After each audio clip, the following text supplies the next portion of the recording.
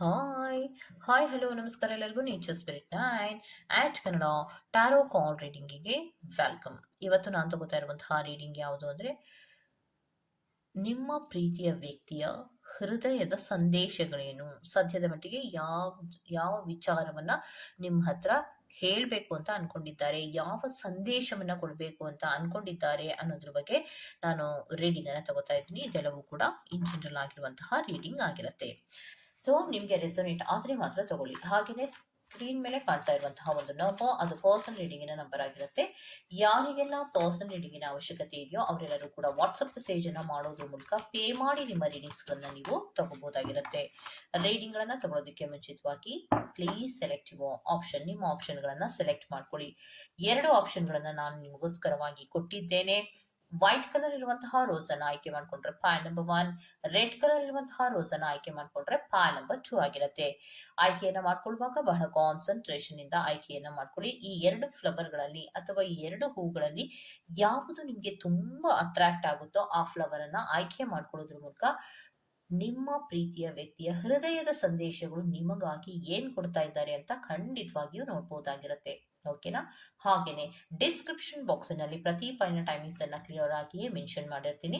ನೀವು ಯಾವ ಫೈಲ್ ಅನ್ನ ಸೆಲೆಕ್ಟ್ ಮಾಡ್ಕೊಂಡಿರ್ತೀರೋ ಆ ಫೈಲ್ನ ಟೈಮಿಂಗ್ಸ್ ಅನ್ನ ನೋಡಿ ಸ್ಕಿಪ್ ಆಗಿ ನಿಮ್ಮ ರೀಡಿಂಗ್ಸ್ ಗಳನ್ನ ನೀವು ತಗೋಬಹುದು. ರೀಡಿಂಗ್ಸ್ ಗಳನ್ನ ತಗೊಳ್ಳೋದಕ್ಕೆ ಮುಂಚಿತವಾಗಿ ನಿಮ್ಮ ಪ್ರೀತಿಯ ವ್ಯಕ್ತಿಯ ಹೆಸರನ್ನ ನೆನಪು ಮಾಡ್ಕೊಳ್ಳೋದ್ರ ಮೂಲಕ ನೀವು ಈ ರೀಡಿಂಗ್ ಅನ್ನ ನೋಡ್ತಾ ಹೋಗಿ. ಓಕೆ, ರೀಡಿಂಗ್ ಅನ್ನ ಶುರು ಮಾಡೋಣ. Okay, let start. So spirits pile number 1 ಯಾರೆಲ್ಲ ಆಯ್ಕೆಯನ್ನ ಮಾಡ್ಕೊಂಡಿದ್ದಾರೋ, ಸೊ ಅವರ ಮನಸ್ಸಿನಲ್ಲಿರುವಂತಹ ಅಥವಾ ಅವರ ಪ್ರೀತಿಯ ವ್ಯಕ್ತಿ ಯಾವ ಹೃದಯದ ಸಂದೇಶವನ್ನ ಇವರಿಗೋಸ್ಕರವಾಗಿ ಕೊಡ್ಬೇಕು ಅಂತ ಅನ್ಕೊಂಡಿದ್ದಾರೆ ಸ್ಪಿರಿಟ್ಸ್. ಓಕೆ, ಫಸ್ಟ್ ನಾನು ಕಾರ್ಡ್ಸ್ಗಳನ್ನ ತಗೊಂಡ್ಬಿಡ್ತೀನಿ. ತದನಂತರದಲ್ಲಿ ನಿಮಗೆ ಎಕ್ಸ್ಪ್ಲೈನ್ ಅನ್ನ ಮಾಡ್ತಾ ಹೋಗ್ತೀನಿ. ಓಕೆ, ಕಾರ್ಡ್ಸ್ಗಳು ಕಾಣಿಸ್ತಾ ಇದೆ ಅಲ್ವಾ? ಓಕೆ, ಸೊ ಶಫ್ಲಿಂಗ್ ಅನ್ನ ಮಾಡಿ ತದನಂತರದಲ್ಲಿ ತಗೊಳ್ಳೋಣ ರೀಡಿಂಗ್ ಅನ್ನ. Okay, very good.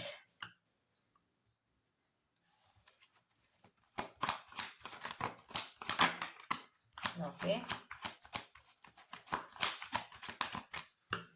ಸೊ ಈ ತರಹದ ಲವ್ ಮೆಸೇಜಸ್ ಗಳನ್ನ ನೀವು ಪರ್ಸನಲ್ ಆಗಿ ತಗೋಬೇಕಾದ್ರೆ ಪರ್ಸನಲ್ ರೀಡಿಂಗ್ ಅನ್ನ ಬುಕ್ ಮಾಡ್ಕೊಳ್ಳೋದ್ರ ಮೂಲಕ ನೀವು ತಗೋಬಹುದಾಗಿರುತ್ತೆ. ಓಕೆ,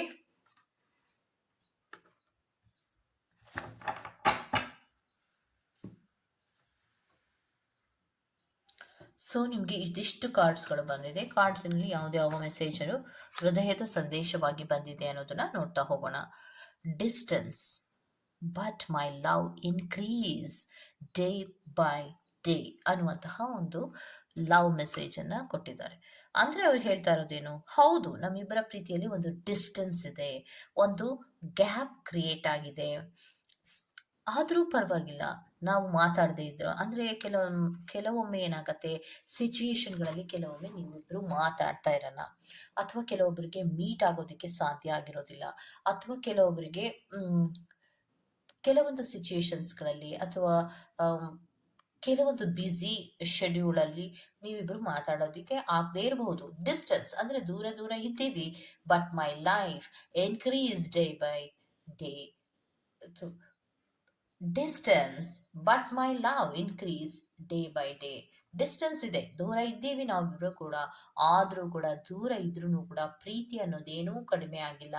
ಡೇ ಬೈ ಡೇ ಅದು ಜಾಸ್ತಿ ಆಗ್ತಾನೆ ಹೋಗ್ತಾ ಇದೆ ಅನ್ನುವಂತಹ ಒಂದು ಲವ್ ಮೆಸೇಜ್ ಅನ್ನ ನಿಮಗೋಸ್ಕರವಾಗಿ ಕೊಡ್ತಾ ಇದ್ದಾರೆ. ಸೊ ನೆಕ್ಸ್ಟ್ ಕಾರ್ಡಿನಲ್ಲಿ ಏನ್ ಬರ್ತಾ ಇದೆ, I can never forget you. So ಯಾವುದೇ ಕಾರಣಕ್ಕೂ ಕೂಡ ನಾನು ನಿನ್ನನ್ನ ಮರೆಯೋದಿಕ್ಕೆ ಸಾಧ್ಯನೇ ಇಲ್ಲ ಅನ್ನುವಂತಹ ಒಂದು ಮೆಸೇಜ್ ಅನ್ನ ಕೊಡ್ತಾ ಇದ್ದಾರೆ. ಸೊ ಡಿಸ್ಟೆನ್ಸ್ ಇದೆ, ದೂರ ದೂರ ಇರ್ತೀವಿ, ಆದ್ರೂ ಕೂಡ ಮರ್ತು ಬಿಟ್ಟಿದೀವ ಅಂದ್ರೆ ಖಂಡಿತ ಸಾಧ್ಯ ಇಲ್ಲ. ಇನ್ನೂ ಪ್ರೀತಿ ಜಾಸ್ತಿ ಆಗ್ತಾ ಇದೆ ಹೊರತು ಕಡಿಮೆ ಅಂತೂ ಆಗ್ತಾನೆ ಇಲ್ಲ, ಕಡಿಮೆ ಆಗೋದಕ್ಕೂ ಸಾಧ್ಯನೂ ಇಲ್ಲ ಅನ್ನೋದನ್ನ ಹೇಳ್ತಾ ಇದ್ದಾರೆ. I have never missed anyone as much as I missed you. So ನಾನು ಈ ಥರ ಮಿಸ್ ಮಾಡ್ಕೊಂಡಿರುವಂತಹ ವ್ಯಕ್ತಿಗಳು ನನ್ನ ಲೈಫಿನಲ್ಲಿ ಯಾರೂ ಇಲ್ಲ. ಯಾರನ್ನು ಇಷ್ಟೊಂದು ಮಿಸ್ ಮಾಡ್ಕೊಂಡಿದ್ದೀನಿ ಅಂತ ನನಗೆ ಅನ್ಸೇ ಇಲ್ಲ.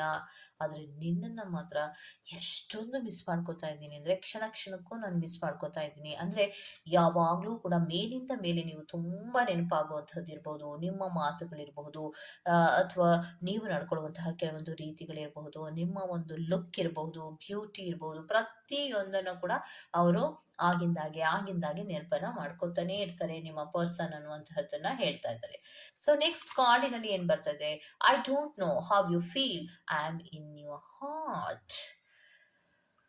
I don't know how you feel. ನಂಗೆ ಗೊತ್ತಾಗ್ತಾ ಇಲ್ವಲ್ಲ ನಿನಗೆ ಯಾವ ರೀತಿ ಫೀಲ್ ಆಗ್ತಾ ಇದೆ. ನನಗೇನೋ ಇಷ್ಟೆಲ್ಲ ಫೀಲ್ ಆಗ್ತಾ ಇದೆ. ಓಕೆ, ಸೊ ನಿನಗೆ ಯಾವ ರೀತಿ ಫೀಲ್ ಆಗ್ತಾ ಇದೆ? Am am I in your heart? ನಾನು ನಿನ್ನ ಹೃದಯದಲ್ಲಿ ಇದ್ದೀನಾ ಅನ್ನುವಂತಹ ಪ್ರಶ್ನೆಯ ರೀತಿಯಲ್ಲಿ ಕೇಳ್ತಾ ಇದ್ದಾರೆ. ಸೊ ನನಗೆ ಎಷ್ಟೊಂದು ನೀನು ಮಿಸ್ ಆಗ್ತಾ ಇದೆಯಾ, ಎಷ್ಟೊಂದು ನೀನು ನೆನಪಾಗ್ತಾ ಇದೆಯಾ, ಪ್ರೀತಿ ಅನ್ನೋದು ದಿನದಿನಕ್ಕೂ ಹೆಚ್ಚಾಗ್ತಾ ಇದೆ. ನಾವು ಮಾತಾಡಲಿಲ್ಲ ಅಂದ್ರೂ ಕೂಡ ಒಂದು ಡಿಸ್ಟೆನ್ಸ್ ಕ್ರಿಯೇಟ್ ಆಗ್ತಾ ಇದ್ರೂ ಕೂಡ ನನಗಂತೂ ಪ್ರೀತಿ ಅನ್ನೋದು ಜಾಸ್ತಿ ಆಗ್ತಾ ಇದೆ. ಹಾಗೆ ನಿನಗೂ ಆಗ್ತಾ ಇದೆಯಾ ಅನ್ನುವಂತಹ ಪ್ರಶ್ನೆಯ ರೀತಿಯಲ್ಲಿ ಒಂದು ಮೆಸೇಜ್ ಅನ್ನ ಕೊಟ್ಟಿದ್ದಾರೆ. Next, we have never only been friends. ನಾವು ಬರೀ ಫ್ರೆಂಡ್ಸಾ? ಫ್ರೆಂಡ್ಸ್ ಅಂತೂ ಅಲ್ಲ ಅಲ್ವಾ ನಾವು? ಬರೀ ಫ್ರೆಂಡ್ಶಿಪ್ಪಲ್ಲೇ ಇಲ್ಲ ಅಲ್ವಾ ನಮ್ಮದು? ಜಸ್ಟ್ ಒಂದು ಸ್ಟೆಪ್ ಮುಂದೆ ಇರಬಹುದು ಅಲ್ವಾ ಅನ್ನೋದು. ಅಂದರೆ ಫ್ರೆಂಡ್ಸ್ ಅಂದರೆ ಏನು, ಅಷ್ಟೊಂದು ಮಿಸ್ ಮಾಡ್ಕೊಳ್ಳೋದು. ಕೆಲವೊಬ್ಬರು ಫ್ರೆಂಡ್ಸನ್ನು ಮಿಸ್ ಮಾಡ್ಕೋತಾರೆ, ಆದರೆ ನಿಮಿಷಕ್ಕೂ ಕಾಡುವಂತಹ ಫ್ರೆಂಡ್ಸ್ ಅನ್ನೋದು ಇರೋದಿಲ್ಲ.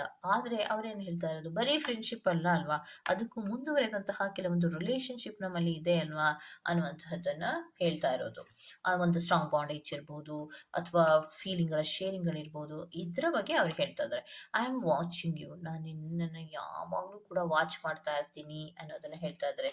ಮೇ ಬಿ ಸೋಷಿಯಲ್ ಮೀಡಿಯಾದಲ್ಲಿರಬಹುದು, ಅಥವಾ ಆನ್ಲೈನಲ್ಲಿ ಇರಬಹುದು, ಆನ್ಲೈನ್ಗೆ ಬರುವಂತಹ ಯಾವುದೇ ಸೋಷಿಯಲ್ ಮೀಡಿಯಾ ಇರಬಹುದು, ಅಥವಾ ವಾಟ್ಸಪ್ ಇರಬಹುದು, ಫೇಸ್ಬುಕ್ ಇರಬಹುದು, ಇನ್ಸ್ಟಾಗ್ರಾಮ್ ಇರಬಹುದು, ಅಥವಾ ನಿಮ್ಮ ಫೋಟೋನೇ ಇರಬಹುದು, ಯಾವಾಗಲೂ ಕೂಡ ಅವರು ನೋಡ್ತಾ ಇರ್ತೀನಿ ಅನ್ನೋದನ್ನ ಹೇಳ್ತಾ ಇದ್ದಾರೆ. ಸೊ ನೆಕ್ಸ್ಟ್ ಕಾರ್ಡಿನಲ್ಲಿ ಬರ್ತಿರೋದು ಐ ವಿಲ್ ಫರ್ಗಿವ್ ಯು.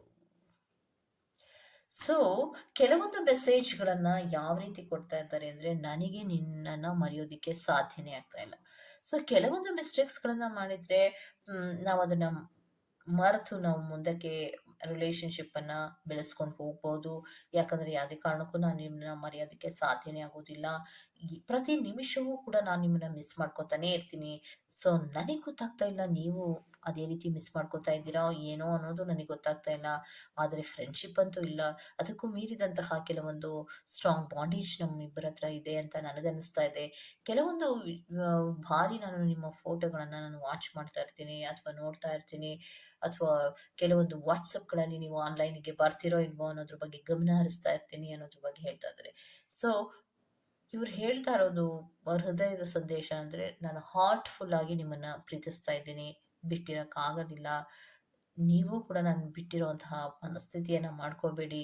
ಏನೇ ಮಿಸ್‌ಅಂಡರ್‌ಸ್ಟ್ಯಾಂಡಿಂಗ್‌ಗಳಾಗಿದ್ರೂ ಅದನ್ನ ಸರಿ ಮಾಡ್ಕೊಂಡು ರಿಲೇಶನ್‌ಶಿಪ್ ಅನ್ನ ಬೆಳೆಸ್ಕೊಂಡು ಹೋಗೋಣ ಅನ್ನುವಂತಹ ರೀತಿಯ ಮೆಸೇಜ್‌ಗಳನ್ನ ಕೊಟ್ಟಿದ್ದಾರೆ. ಸೊ ನನಗಿರುವಂತಹ ಪ್ರೀತಿಯೇ ನಿನಗೂ ಇದ್ದಿದ್ರೆ, ಅಥವಾ ಇರೋದೇ ಆದ್ರೆ, ನಾವಿಬ್ರು ರಿಲೇಶನ್‌ಶಿಪ್‌ನಲ್ಲಿ ಮೂವಿಂಗ್ ಫಾರ್ವರ್ಡ್ ಅನ್ನ ಮಾಡಬಹುದಲ್ವಾ ಅನ್ನುವಂತಹ ಕೆಲವೊಂದು ಇಂಡೈರೆಕ್ಟ್ ಮೆಸೇಜ್‌ಗಳನ್ನ ಕೊಡ್ತಾ ಇದ್ದಾರೆ. ಓಕೆ, ಸೊ ಇದಿಷ್ಟು ಪೈಲ್ ನಂಬರ್ 1 ಅವರ ರೀಡಿಂಗ್ ಆಗಿರುತ್ತೆ. Go to the next pile number 2. Okay, so pile number 2 ಯಾರೆಲ್ಲ ಆಯ್ಕೆಯನ್ನ ಮಾಡ್ಕೊಂಡಿದ್ದೀರೋ ಅದು ರೆಡ್ ರೋಸ್ ಆಗಿರುತ್ತೆ. ಸೊ ನಿಮ್ಮ ಹೃದಯದ ಅಥವಾ ನಿಮ್ಮ ಪ್ರೀತಿಯ ವ್ಯಕ್ತಿ ನಿಮಗೋಸ್ಕರವಾಗಿ ಹೃದಯದ ಸಂದೇಶವಾಗಿ ಯಾವ ಮೆಸೇಜ್ ಅನ್ನ ಕೊಡ್ತಾ ಇದ್ದಾರೆ ಅನ್ನೋದನ್ನ ನೋಡೋಣವಾ? Okay, let start. So spirits file number 2 ಅವರ ಡೀಟೇಲ್ಸ್ ಅನ್ನ ಕೊಡಿ. ಫಸ್ಟ್ ನಾವು ಕಾರ್ಡ್ಸ್ ಗಳನ್ನ ಶಫಲ್ ಮಾಡಿ ತಗೊಂಡ್ಬಿಡೋಣ. ತದನಂತರದಲ್ಲಿ ಎಕ್ಸ್ಪ್ಲೈನ್ ಮಾಡೋದು ಈಸಿ ಆಗತ್ತೆ. ಓಕೆ,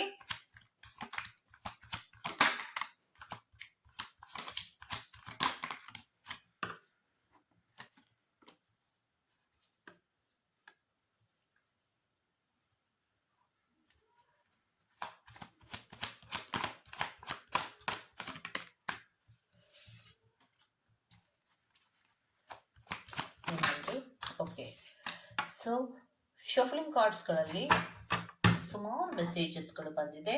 ಯಾವ ಮೆಸೇಜಸ್ ನಿಮಗೆ ಬಂದಿದೆ ಅನ್ನೋದನ್ನ ಪಾಲಕಚು ಅವರಿಗೆ ನೋಡೋಣ. I want to make love with you. So ನನಗೆ ನಿನ್ನನ್ನು ಪ್ರೀತಿ ಮಾಡ್ಬೇಕನ್ಸುತ್ತೆ, ಪ್ರೀತಿಯ ಮೂಮೆಂಟ್ಸ್ಗಳನ್ನ ಮಾಡ್ಬೇಕನ್ಸುತ್ತೆ. ಸೊ ಒಟ್ಟಿನಲ್ಲಿ ನೀವು ನನಗೆ ಬೇಕು ಅನ್ಸುತ್ತೆ, ಯಾಕಂದ್ರೆ ನಾನು ನಿಮ್ಮನ್ನ ತುಂಬಾ ಪ್ರೀತಿಸ್ತಾ ಇದ್ದೀನಿ ಅಂತ. ನೆಕ್ಸ್ಟ್ ಒಂದು ಮೆಸೇಜ್ ಅನ್ನ ಏನ್ ಕೊಡ್ತಾ ಇದ್ದಾರೆ ಅನ್ನೋದಾದ್ರೆ, ಐ ಮಿಸ್ ಯು, ನಾನು ತುಂಬಾ ನಿಮ್ಮನ್ನ ಮಿಸ್ ಮಾಡ್ತಾ ಇದ್ದೀನಿ ಅನ್ನುವಂತಹ ಮೆಸೇಜ್ ಅನ್ನ ಕೊಡ್ತಾ ಇದ್ದಾರೆ. ಯಾವಾಗ್ಲೂ ಕೂಡ ಎವ್ರಿ ಟೈಮ್ ನಾನು ನಿಮ್ಮನ್ನ ತುಂಬಾ ಮಿಸ್ ಮಾಡ್ಕೋತಾ ಇದ್ದೀನಿ ಅನ್ನುವಂತಹ ಮೆಸೇಜ್ ಅನ್ನ ಕೊಡ್ತಾ ಇದ್ದಾರೆ. ಸೊ ನೆಕ್ಸ್ಟ್ ಕಾರ್ಡಿನಲ್ಲಿ ಏನ್ ಹೇಳ್ತಾ ಇದ್ದಾರೆ ಅಂದ್ರೆ, I have many responsibilities other than love. So ಪ್ರೀತಿಯ ಹೊರತಾಗಿಯೂ ಕೂಡ ನನ್ನ ಲೈಫಿನಲ್ಲಿ ನನ್ನದೇ ಆದಂತಹ ಹಲವಾರು ರೆಸ್ಪಾನ್ಸಿಬಿಲಿಟೀಸ್ಗಳು ನನಗೆ ಇದೆ ಅನ್ನುವಂತಹ ಮೆಸೇಜ್ ಅನ್ನ ಕೊಡ್ತಾ ಇದ್ದಾರೆ. So next message, I CRY inside of me. So ನಾನು ಅಳ್ತಾ ಇದ್ದೀನಿ, ನಾನು ಒಳಗೆ ಅಂದರೆ ನನ್ನ ಹೃದಯದಲ್ಲಿ ನಾನು ತುಂಬ ದುಃಖ ಪಡ್ತಾ ಇದ್ದೀನಿ, ನಾನು ಅಳ್ತಾ ಇದ್ದೀನಿ, ನಾನು ನೋವು ಪಡ್ತಾ ಇದ್ದೀನಿ, ಸಂಕಟ ಪಡ್ತಾ ಇದ್ದೀನಿ ಅನ್ನುವಂತಹ ಮೆಸೇಜನ್ನು ಕೊಡ್ತಾ ಇದ್ದಾರೆ. ಸೊ ಯಾತಕ್ಕೋಸ್ಕರ ಆ ರೀತಿ ಕೊಡ್ತಾ ಇದ್ದಾರೆ ಅನ್ನೋದಾದರೆ, ಅವರು ನೆಕ್ಸ್ಟ್ ಕಾರ್ಡಿನಲ್ಲಿ ಒಂದು ಮೆಸೇಜನ್ನು ಕೊಟ್ಟಿದ್ದಾರೆ, ವೈ ಯು ಇಗ್ನೋರ್ ಮೀ ನಾವ್ ಎ ಡೇಸ್ ಅನ್ನುವಂತಹ ಮೆಸೇಜನ್ನು ಕೊಟ್ಟಿದ್ದಾರೆ. ಯಾತಕ್ಕೆ ಇತ್ತೀಚಿನ ದಿನಗಳಲ್ಲಿ ನಿರ್ಲಕ್ಷ್ಯವನ್ನ ಮಾಡ್ತಾ ಇರೋದು ಯಾಕೆ ಅನ್ನುವಂತಹ ಒಂದು ಬೇಜಾರಿನ ಮೆಸೇಜ್ ಅನ್ನ ನಿಮಗೋಸ್ಕರವಾಗಿ ಕೊಟ್ಟಿದ್ದಾರೆ. ಸೊ ನೆಕ್ಸ್ಟ್ ಕಾರ್ಡಿನಲ್ಲಿ ಅವ್ರು ಕೊಡ್ತಾ ಇರೋದೇನೆಂದ್ರೆ, every day my love for you keep on increasing. ಯಾವಾಗಲೂ ಕೂಡ ದಿನದಿನಕ್ಕೂ ನನಗೆ ಪ್ರೀತಿ ಅನ್ನೋದು ಹೆಚ್ಚಿಗೆ ಆಗ್ತಾ ಇದೆ ಅನ್ನೋದನ್ನ ಹೇಳ್ತಾ ಇದ್ದಾರೆ. ಸೊ ನೆಕ್ಸ್ಟ್ ಕಾರ್ಡಿನಲ್ಲಿ we can talk with outwards ಅನ್ನೋದನ್ನ ಹೇಳ್ತಾ ಇದ್ದಾರೆ. ಸೊ ಇದರ ಅರ್ಥ ಏನು ಅನ್ನೋದಾದ್ರೆ, ಮೇ ಬಿ ಪಾಲ್ ನಂಬರ್ 2 ಯಾರನ್ನ ಆಯ್ಕೆಯನ್ನ ಮಾಡ್ಕೊಂಡಿದ್ದೀರೋ, ಸೊ ನೀವಿಬ್ರು ಕೂಡ ಒಂದು ಲಾಂಗ್ ಡಿಸ್ಟೆನ್ಸ್ನಲ್ಲಿ ನೀವಿದ್ದೀರಾ, ಅಥವಾ ಮೇ ಬಿ ಬ್ರೇಕಪ್ಪಿನಲ್ಲಿ ಇರಬಹುದು. ಮೋಸ್ಟ್ ಪ್ರಾಬಬಲಿ ನೀವು ಅವರನ್ನ ಮಾತಾಡಿಸ್ತಾ ಇಲ್ಲ ಅನ್ಸುತ್ತೆ, ಇಗ್ನೋರ್ ಮಾಡ್ತಾ ಇದ್ದೀರಾ ಅನ್ಸುತ್ತೆ. ಸೊ ಇಗ್ನೋರ್ ಮಾಡೋದಕ್ಕೆ ಕಾರಣ ಏನಾಗಿ ಕೊಡ್ತಾರೆ ಅವರು, ಇಗ್ನೋರೆನ್ಸ್ಗೆ ಕಾರಣ ಏನ್ ಕೊಡ್ತಾರೆ,